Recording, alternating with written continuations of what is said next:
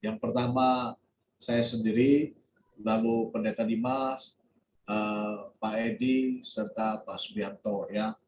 Tadi di pembukaan Pak Johan berkata bahwa Blue Mountain sangat indah dilihat dari jauh. Lalu kalau mau mendekati Blue Mountain, kalau tidak salah ada Three Sister-nya, jalan kaki ke situ, terasa sakit dan sebagainya.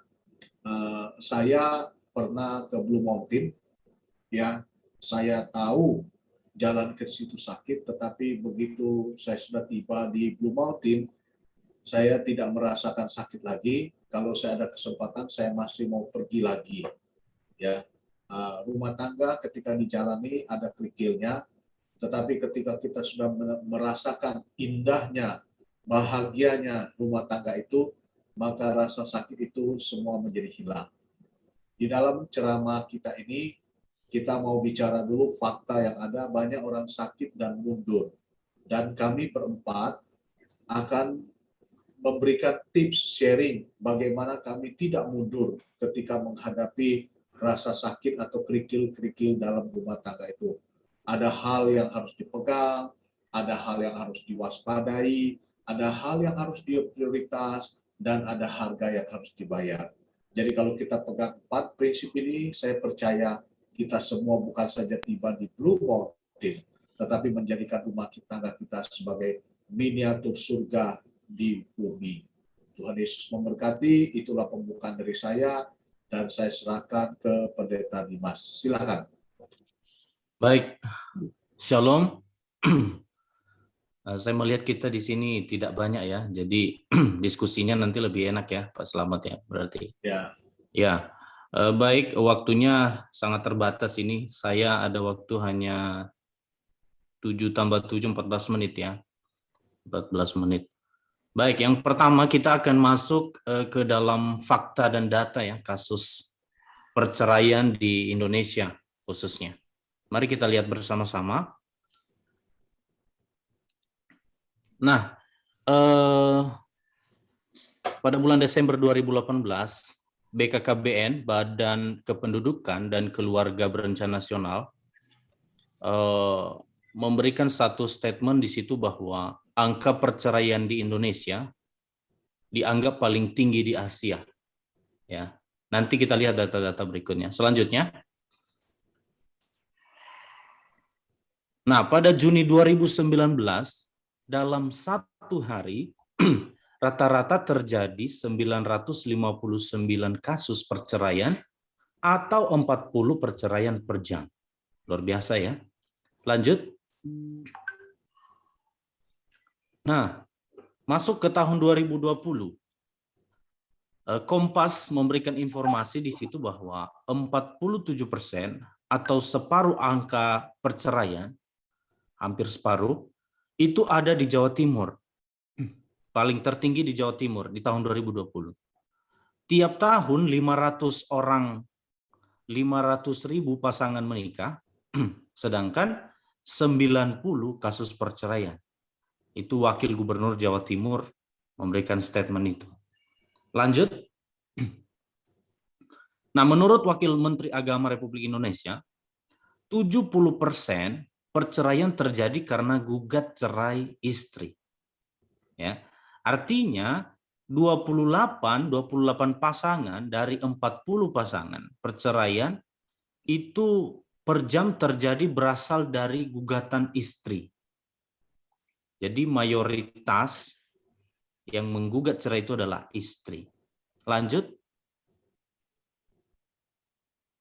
Nah, selanjutnya ada seseorang melakukan penelitian, dia mahasiswa pasca sarjana di I3. Dia menggunakan pendekatan kuantitatif. Dan sampel penelitiannya itu dilakukan di Jakarta.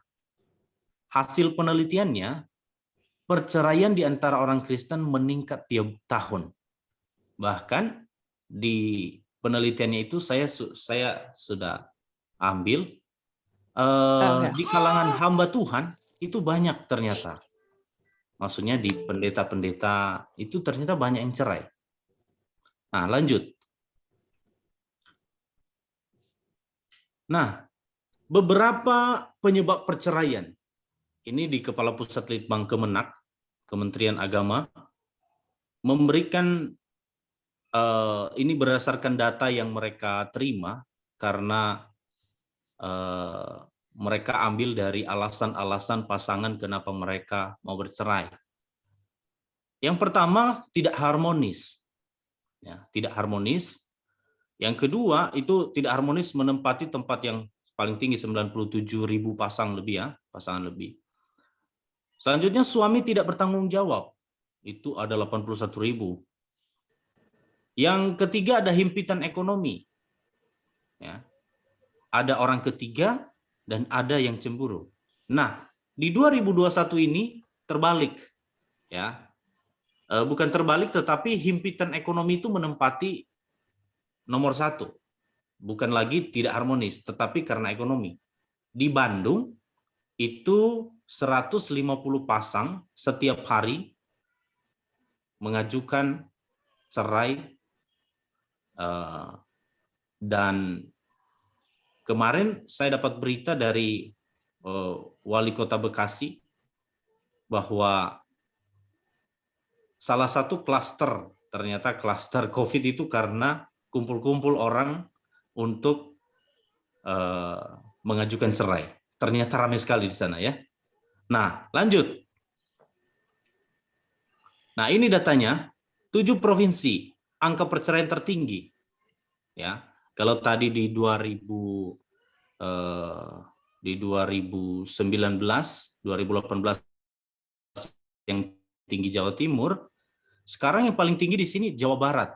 Ya, Bapak Ibu bisa lihat data di sini, yang paling tinggi Jawa Barat, setelah itu ada di Jawa Tengah, setelah itu ada di Banten, DKI Jakarta, Sulawesi Selatan, dan Sumatera Utara. Ya, luar biasa tingginya ya. Lanjut. Nah, di sini penting kita lihat di sini bahwa usia pemohon atau penggugat. Kalau kita perhatikan di sini, ternyata penggugat cerai itu paling banyak di usia muda pernikahan ya. Kenapa saya bilang begitu? Di sini ketahuan di umur 31 sampai 40 itu paling tinggi.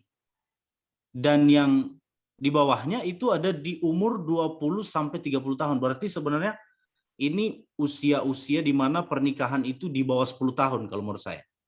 Karena rata-rata orang menikah itu umur 27 sampai 30, ada juga di atas 30, tetapi kalau kita bisa melihat di sini paling banyak orang mengajukan perceraian di usia muda pernikahan. Ya, lanjut. Nah, ini ada beberapa faktor perceraian. Nah, sekarang yang paling tinggi itu ada di faktor ekonomi. Yang kedua, pertengkaran. Yang ketiga, meninggalkan salah satu pihak. Yang keempat, itu kekerasan dalam rumah tangga, KDRT. Yang kelima, itu karena mabuk-mabukan. Dan yang keenam, itu karena sosial media. Saya juga waktu lihat data ini, bisa ya orang cerai gara-gara sosial media. Ya, teman saya beberapa juga begitu ya, pacaran lewat sosial media gitu. Dan sudah punya istri padahal, sudah punya suami padahal, tetapi pacaran lewat sosial media dan akhirnya mereka mengambil keputusan untuk menikah dan cerailah sama istri yang lama. Nah, ini data valid dari iNews Prime. Nah, lanjut.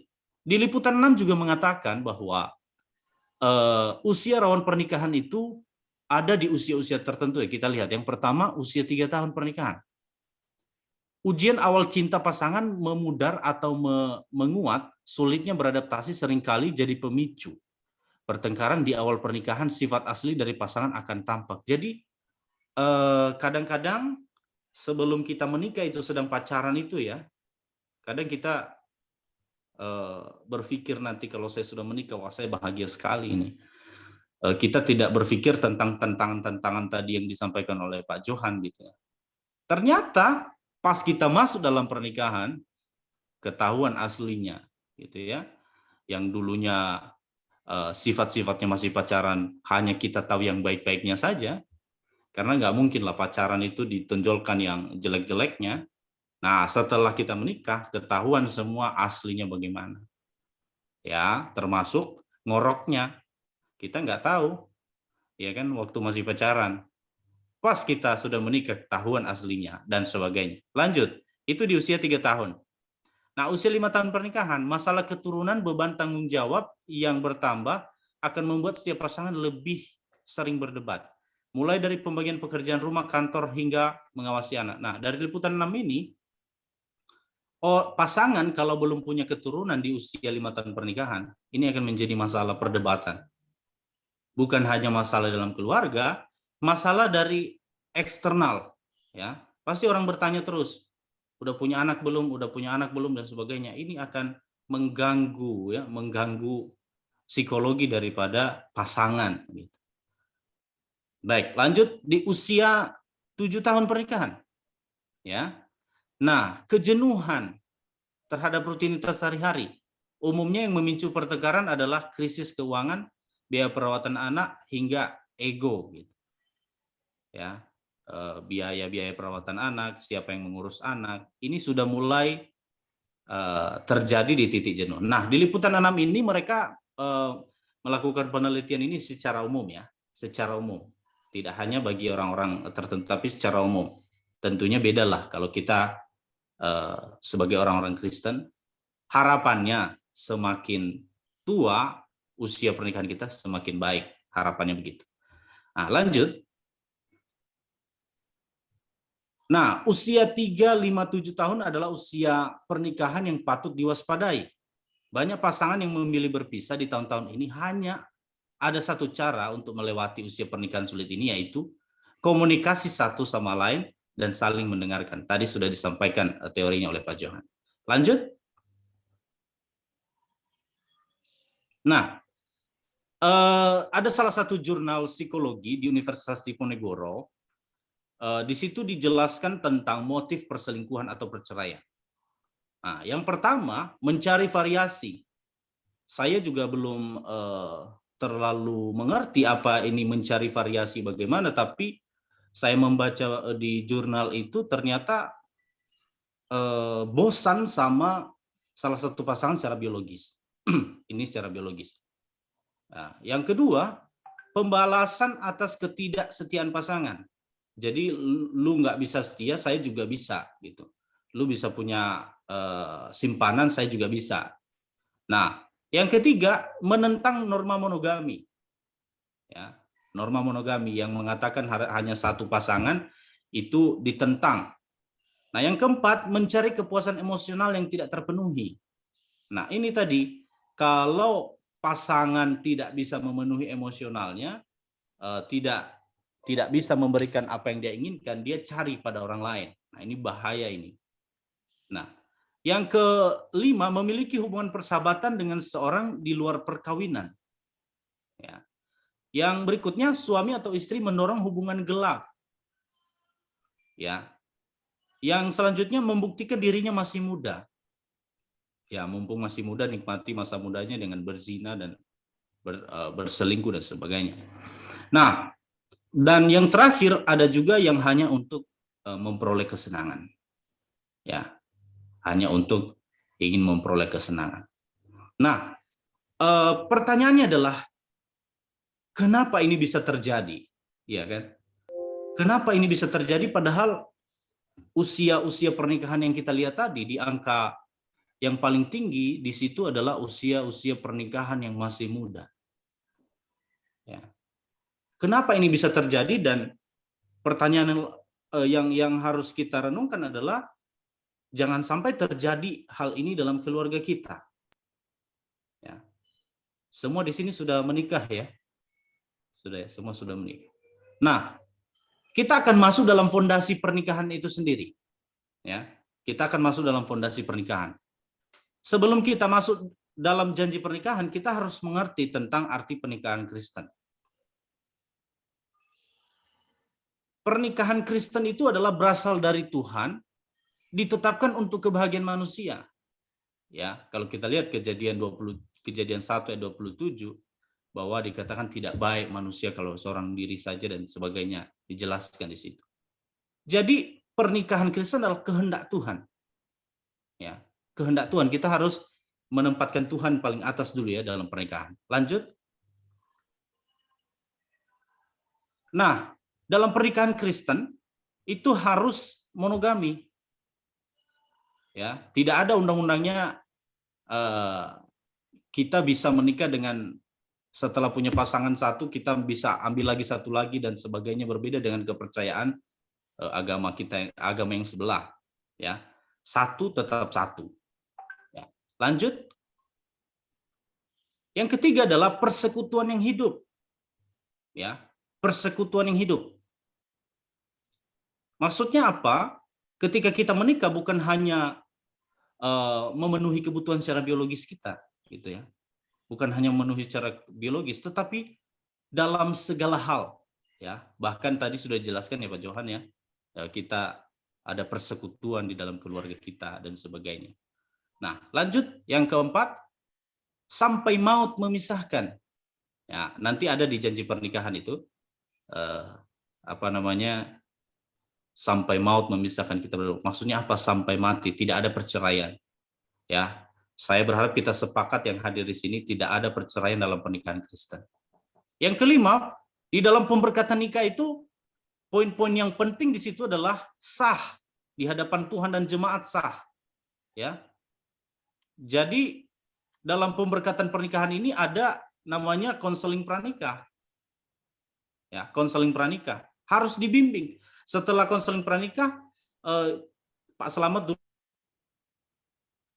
dulu pernah kita ngobrol, Pak Slamet pernah mengatakan ada love after marriage, Pak ya. Jadi ada bimbingan juga kepada orang yang sudah menikah gitu. Jadi bukan hanya sebelum menikah. Nah, maka di sini penting sekali yang sudah menikah ada persoalan, tetap sharing ke pendetanya untuk tetap dibimbing. Karena pasti awal menikah itu proses belajar terus-menerus dengan pasangan itu terus terjadi dalam pernikahan kita. Lanjut.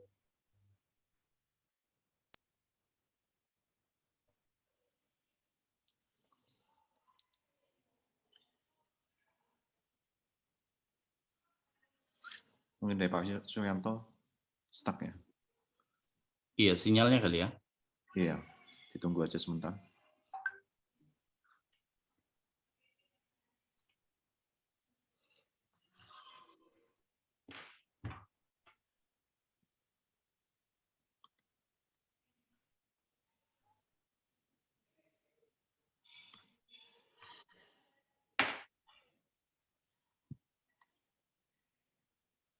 Bentar ya, saya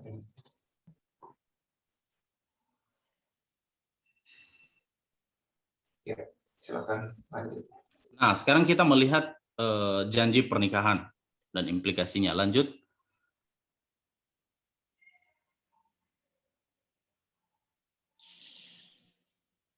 Nah, di dalam janji pernikahan ini tentu kita lihat ya, ada kalau saya memberkati pernikahan, di situ ada kata-kata yang mengatakan bahwa di hadapan Tuhan, pendeta dan jemaat, ya, saya mengambil engkau menjadi istri atau suami saya, ya, yang sah dan satu-satunya. Nah, perlu diperhatikan ada beberapa kata di situ bahwa pada waktu susah maupun senang, pada waktu kelimpahan maupun kekurangan, pada waktu sehat maupun sakit, untuk saling mengasihi dan menghargai sampai maut memisahkan kita berdua. Nah, ini harusnya janji yang terus-menerus kita ingat ya. Janji, kita berjanji bukan hanya berjanji kepada pasangan, tetapi kepada Tuhan. Nah, yang sering melemahkan janji-janji pernikahan ini dalam keluarga adalah yang pertama egoisme. Ya. Adanya egosentris ya. Egoisme itu apa? Sifat jelek manusia yang terlalu memikirkan diri sendiri ya, tanpa memperhatikan kepentingan orang lain. Seseorang hanya berbuat demi kepentingan yang dinamakan egois, hanya kepentingan pribadi. Tidak ada lagi kepentingan pribadi kalau kita sudah menikah. Ya. Karena dua menjadi satu berarti harus segala sesuatu keputusan itu harus kita ambil keputusan bersama, kita harus sharing bersama dengan pasangan kita. Nah, yang melemahkan janji nikah yang kedua adalah humanisme. Apa itu humanisme? Humanisme itu mengajarkan kalau pernikahan itu merupakan persoalan manusia secara pribadi dan tidak ada campur tangan Tuhan. Nah, inilah yang membuat hubungan manusia dan Tuhan itu bisa renggang. Ya, bahkan dengan pasangan ini bisa menjadi persoalan karena mereka berpikir bahwa tidak ada campur tangan Tuhan dalam keluarga kita. Selanjutnya, yang juga sering melemahkan dalam janji nikah ini adalah relativisme. Apa itu relativisme? Adalah sebuah aturan diputuskan oleh manusia itu sendiri. Jika aturan tersebut tidak sesuai di kemudian hari, maka manusia bisa mengubahnya sesuka hati sesuai apa yang diinginkannya. Nah, ini gawat ya. Sehingga filsafat itu mulai muncul dalam keluarga. Humanisme kan salah satu filsafat yang tren pada waktu itu. Relativisme juga sama. Ya, jadi kita buat aturan dalam keluarga kita, kalau sudah tidak relevan kita buat aturan yang baru lagi. Ya, padahal ada aturan yang dibuat oleh Tuhan dalam pernikahan kita. Lanjut, yang keempat,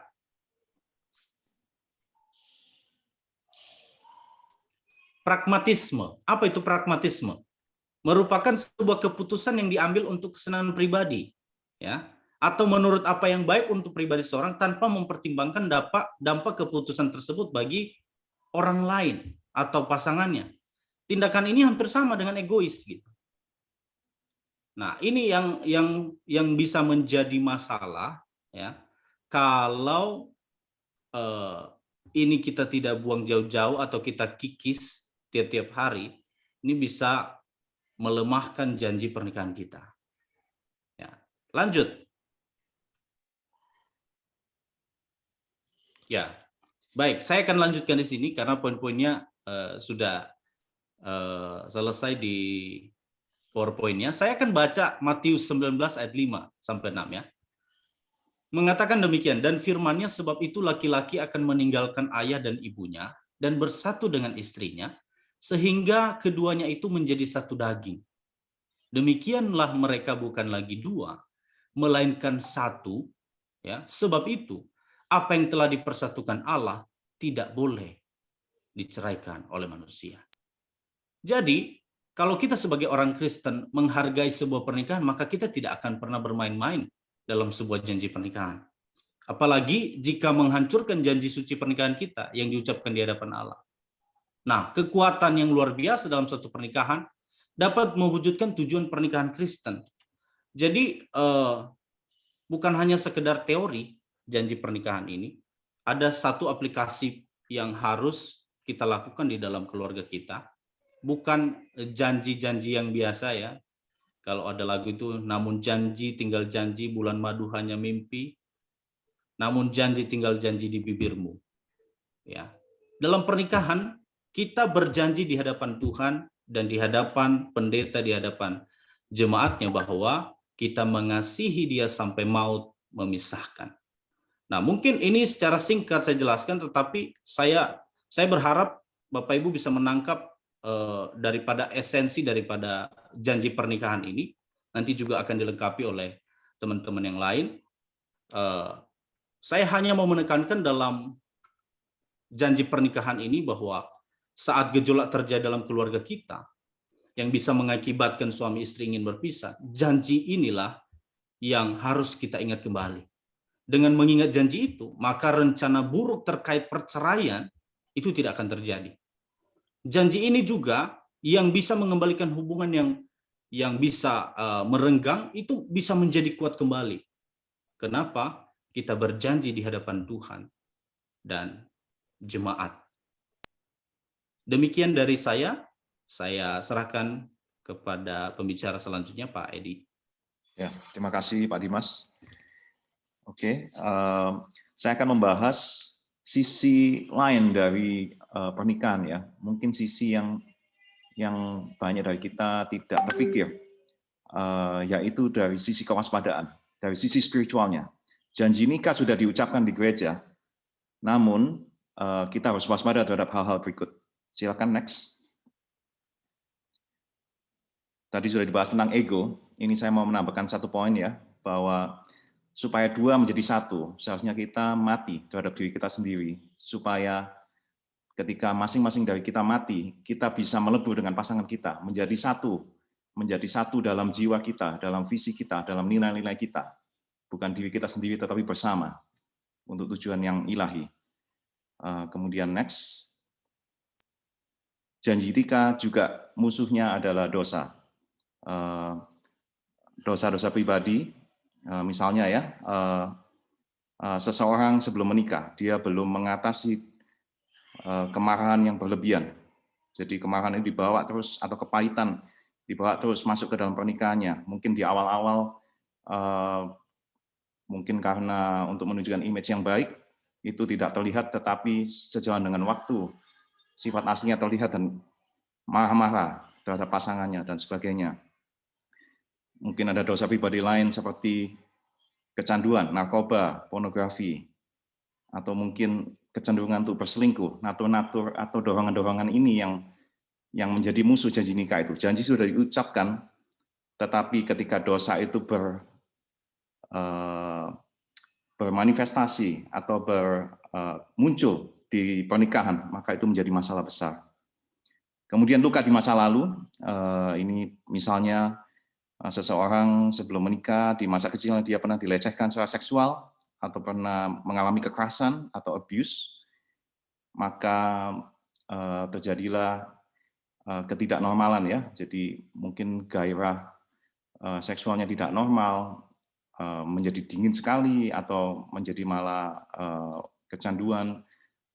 Kemudian pada waktu menikah, maka itu menjadi tidak normal dan menjadi bisa melukai pasangannya. Itu terjadi di orang yang saya kenal. Jadi itu memang terjadi demikian. Kemudian ikatan perjanjian di generasi sebelumnya. Nah, ini ketika kita mungkin dihadapkan di suatu masalah atau kita diminta membantu orang lain ya, kita mungkin bisa menanyakan atau melihat apabila di generasi sebelumnya, misal di papa ibunya dari sang suami atau sang istri, atau di kakek neneknya, atau di kakek buyutnya. Misal kalau terjadi banyak kawin cerai, dan itu menurun ya, misalnya bisa sampai menikah 7 kali misalnya, atau 9 kali. Ini terjadi di keluarga teman saya, yang juga hamba Tuhan, ya, puji Tuhan dia bisa melewatinya, cuman dia menjelaskan dari sudut pandang itu ternyata ada ikatan perjanjian yang dilakukan oleh generasi sebelumnya, sehingga mendatangkan ketidaknormalan. Nanti kalau ada yang ingin bertanya lebih detail bisa kontak ya. Next. Nah, gereja dan keluarga adalah lembaga miniatur surga di dunia. Ya, di mana kita lihat di keluarga ya, suami dan istri menikah, saling mengasihi, anak-anak yang dilahirkan mereka bisa merasakan kasih Tuhan melalui papa dan mamanya, melalui ayah dan ibunya. Apabila yang terjadi adalah yang sebaliknya, di mana papa dan mamanya bertengkar, mengeluarkan kata-kata yang dilontarkan di dalam keluarga itu yang saling menyakiti, bahkan kata-kata yang mengharapkan pasangannya terjadi sesuatu yang jelek sekali, maka itu akan sangat melukai anaknya. Bukan surga, tetapi yang sebaliknya, neraka di dunia. Dan karena gereja dan keluarga adalah miniatur surga, sudah secara logika sudah sewajarnya dua lembaga ini menjadi target serangan rohani dari iblis dan pengikut-pengikutnya. Next. Dan ujung-ujungnya yang disasar adalah terjadinya perpecahan. Kita sudah lihat gereja bisa ada perpecahan, keluarga pun bisa ada perpecahan, bisa terjadi perceraian. Kemudian juga menyasar luka dan kepahitan, di mana apabila itu terjadi di bagian keluarga yang sudah terbelah, maka hal itu sangat membekas dan berpengaruh terhadap kehidupan masing-masing anggota keluarga tersebut, menjadi sulit untuk melangkah ke depan dan membuka lembaran baru. Next. Kemudian janji nikah, lawannya adalah godaan. Jadi sebelum dosa terjadi, kita sekarang hidup di dunia digital ya, di mana materi-materi yang menentang firman Tuhan mudah diakses. Misal pornografi, fantasi itu misal bisa sangat subtle atau sangat halus ya, misal dari film-film atau musik yang melukiskan suatu situasi yang sangat ideal yang tidak realistis, sehingga menggoda untuk suatu keluarga atau pasangan suami istri untuk mendambakan sesuatu yang tidak realistis. Next, godaan secara fisik. Karena kita berinteraksi dengan orang lain, maka bisa terjadi ada ketertarikan kepada lawan jenis atau bahkan sejenis ya di dunia sekarang ini, di mana belum tentu godaan itu datang dari lawan jenis saja. Dan kalau ini terjadi di luar pernikahan, ini perlu diwaspadai. Next. Kemudian kesengajaan. Jadi muncul istilah milenial ya, pelakor dan pebinor, perebut laki orang atau perebut bini orang, di mana ada orang dengan sengaja menempatkan dirinya untuk bisa menggoda, menarik, atau merebut pasangan dari orang yang sudah berkeluarga. Bisa secara natural, bisa secara supernatural. Mereka, apalagi mungkin bagi yang tinggal di Indonesia ya, mereka bisa memakai kuasa-kuasa yang lain untuk supaya bisa merebut pasangan orang lain. Kemudian godaan perlu diwaspadai lain lagi adalah kecanduan seperti judi, game dan shopping. Next. Di 1 Petrus 5:8 kita semua diminta oleh Rasul Petrus untuk sadar dan berjaga-jaga karena lawan kita si iblis berjalan keliling sama seperti singa yang mengaum-ngaum dan mencari orang yang dapat ditelannya atau keluarga yang dapat ditelannya. Next. Lawanlah dia dengan iman yang teguh. Sebab kita tahu bahwa semua saudara kita di seluruh dunia menanggung penderitaan yang sama. Jadi kata kuncinya adalah iman. Next. Di Efesus 6 ayat 11, kenakanlah seluruh perlengkapan senjata Allah, supaya kamu dapat bertahan melawan tipu muslihat iblis. Next. Karena perjuangan kita bukanlah melawan darah dan daging, tetapi melawan pemerintah-pemerintah, melawan penguasa-penguasa, melawan penghulu-penghulu dunia yang gelap ini, melawan roh-roh jahat di udara. Next. Dalam segala keadaan, pergunakanlah perisai iman. Ya, iman disebut lagi di sini. Sebab dengan perisai itu kamu akan dapat memadamkan semua panah api dari si jahat. Dan terimalah ketopong keselamatan dan pedang roh, yaitu firman Allah. Ayat ini bisa kita jadikan pegangan ya, iman dan firman. Jadi di Efesus ditulis, perisai iman untuk memadamkan panah-panah api dari si jahat. Ini saya, dari pengalaman saya pribadi, saya menghimbau, mengajak atau menasihati, perhatikan ide-ide dan dorongan-dorongan yang berseliweran di pikiran kita, terutama pada saat konflik. Panah api itulah terutama begitu ya. Jadi misal panah api ya contohnya, kemarahan dan ketersinggungan. Kalau muncul pikiran ini ya, kamu selalu membuat saya marah. Sebelum kata itu diucapkan ya, kamu ini selalu membuat saya marah. Nah, kita aktifkan perisai iman dan pedang roh, firman Tuhan ya. Ingat firman Tuhan ya, kasih itu sabar, kasih itu murah hati ya di 1 Korintus. Kemudian dalam buah roh itu kesabaran adalah salah satu dari rasa buah roh. Jadi begitu itu muncul, ya sudah kita padamkan panah api itu. Ketimbang keluar kata itu kita tidak mengatakan. Next. Atau kepahitan. Ini kata yang sering terucap ya. Aku tidak akan memaafkan perbuatan perkataannya hari ini yang sangat menyakitiku. Nah, ini perisai imannya, Tuhan Yesus selalu mengampuni. Next. Next, atau kebosanan ya, kok hidup pernikahanku monoton dan dingin. Nah, ada ayatnya di Amsal ya, Amsal 5, biarlah selalu memuaskan kita, dan kita senantiasa berbahagiakan cinta pasangan kita. Next. Atau ide perselingkuhan, panah apinya ya, dengan dia aku akan lebih bahagia. Nah, kita aktifkan perisai iman kita. Tuhan membenci perselingkuhan dan perceraian, saya harus setia karena Tuhan setia. Next. Nah, atau ini kutub. Ini kalau seorang lagi marah ya dalam pertengkaran dalam keluarga ya, atau salah satu sudah mulai panas nih mengata-ngatain ini ya, kamu goblok, malas, mati saja. Nah, kita ketimbang keluar itu ya atau membalas ya, kita keluarkan berkat. Ini istriku baik dan pintar, juga cantik, diberkatilah dia dan berumur panjang. Meskipun yang terjadi sebaliknya, tapi kita memiliki sikap dan perkataan seperti itu. Nah, coba dipraktekkan. Next.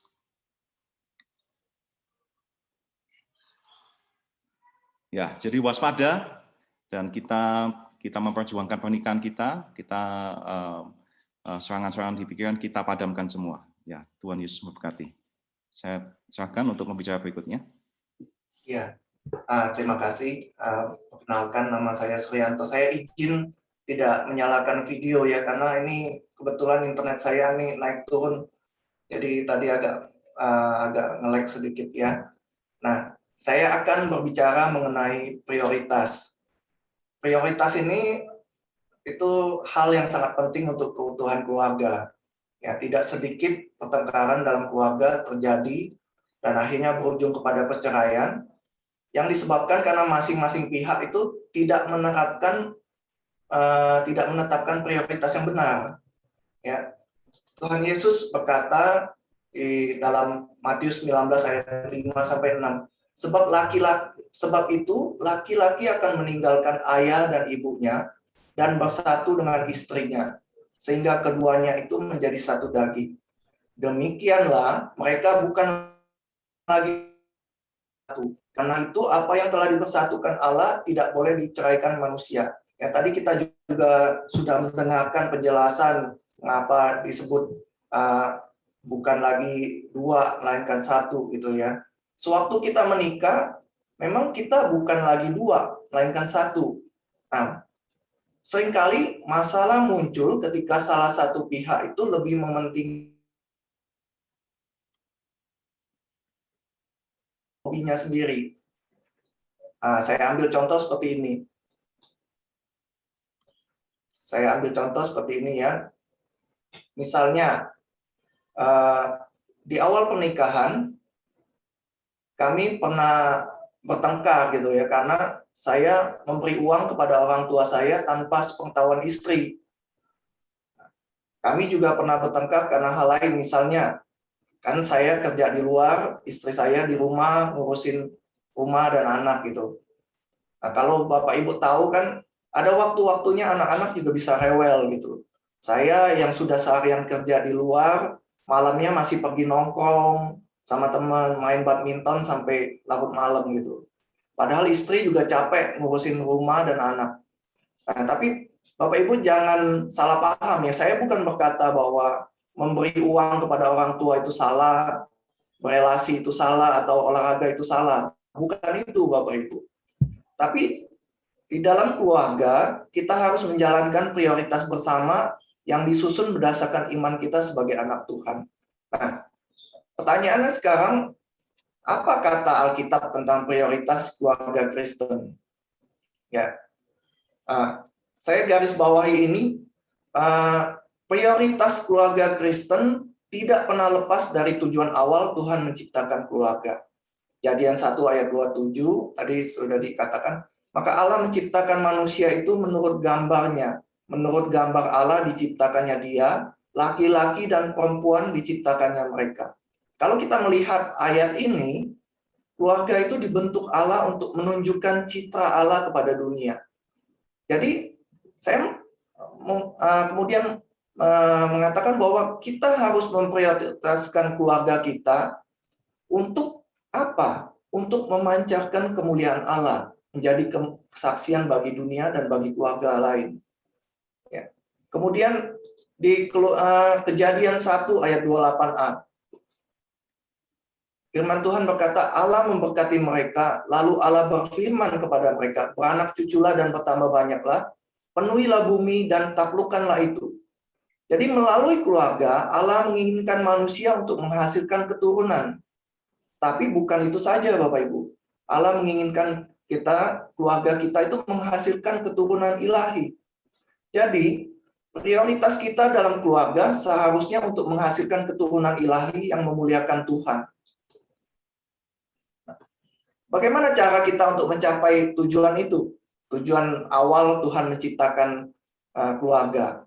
Yang pertama, Ulangan 6 ayat 5 berkata, kasihilah Tuhan Allahmu dengan segenap hatimu, dan dengan segenap jiwamu, dan dengan segenap kekuatanmu. Seluruh hati, jiwa, dan kekuatan kita harus kita berikan untuk mengasihi Tuhan. Dialah prioritas utama kita. Nah, mengasihi Tuhan juga berarti bahwa kita mengasihi gereja dan pelayanan Tuhan. Kita harus mendahulukan pekerjaan Tuhan juga. Yang kedua, Efesus 5 ayat 25 berkata, hai suami, kasihilah istrimu sebagaimana Kristus telah mengasihi jemaat dan telah menyerahkan dirinya baginya. Efesus 5 ayat 22, hai istri, tunduklah kepada suamimu seperti kepada Tuhan. Nah, kedua ayat ini artinya apa, Bapak Ibu? Itu artinya, kalau di rumah istri kita kewalahan dan capek mengurus rumah dan anak, kita juga harus membantu istri kita. Istri yang melihat suami pulang kerja capek, kemudian mempersiapkan makanan, juga melayani suaminya. Kita juga diminta untuk mendidik anak dalam kebenaran firman Tuhan. Nah, dengan cara itu, keluarga kita tuh jadi kesaksian bagi orang yang belum percaya. Orang bisa melihat keluarga kita memuliakan Tuhan. Dan anak-anak kita adalah anak-anak yang takut akan Tuhan dan memuliakan Tuhan. Kalau kita menyusun prioritas kita dengan benar, Tuhan Yesus berkata dalam Matius 6 ayat 33, tapi carilah dahulu kerajaan Allah dan kebenarannya, maka semuanya itu akan ditambahkan kepadamu. Semuanya itu, semua yang kita perlukan akan ditambahkan Tuhan, Bapak Ibu. Orang-orang yang memberi prioritas kepada Tuhan, Tuhan memberikan janji-janjinya. Misalnya 1 Korintus 15 ayat 58b. Sebab kamu tahu bahwa dalam persekutuan dengan Tuhan, jeripayamu tidak sia-sia. Mazmur 37 ayat 25. Dahulu aku muda, sekarang telah menjadi tua. Tetapi tidak pernah kulihat orang benar ditinggalkan, atau anak cucunya meminta-minta roti. Mazmur 127 ayat 2. Sia-sialah kamu bangun pagi-pagi dan duduk-duduk sampai jauh malam, dan makan roti yang diperoleh dengan susah payah. Sebab Ia, Tuhan, memberikannya kepada yang dicintainya pada waktu tidur. Nah, Bapak Ibu, sekarang ini saya sedang menempuh pendidikan teologi di STT Saat Malang. Ya. Saya sekarang ini masuk semester terakhir dan sedang mengerjakan skripsi.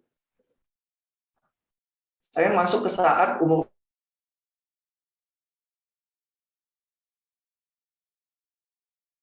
remaja. Sebelum saya masuk ke Saat, saya masuk ke Saat umur 40, kami sudah menikah selama 20 tahun dan mempunyai 2 orang anak remaja. Sebelum saya masuk ke Saat, saya bekerja sebagai teknisi komputer dan membuka usaha sendiri di bidang komputer juga selama kurang lebih 20 tahun. Nah, setelah 20 tahun bekerja di dunia sekuler, Tuhan memanggil saya menjadi hamba Tuhan. Dan ketika Tuhan memanggil, saya bilang pada Tuhan, ini aku Tuhan, utuslah aku. Saya putuskan untuk menerima panggilan Tuhan itu. Bapak Ibu tahu apa yang terjadi? Istri dan anak-anak saya juga mendukung saya. Nah, itu bisa terjadi karena keluarga kami tahu bahwa tujuan hidup keluarga kami adalah memuliakan Tuhan. Dan kami harus memprioritaskan Tuhan dalam hidup keluarga kami. Sekarang, apa prioritas Tuhan bagi keluargamu? Saya persilakan pada Bu Slamet.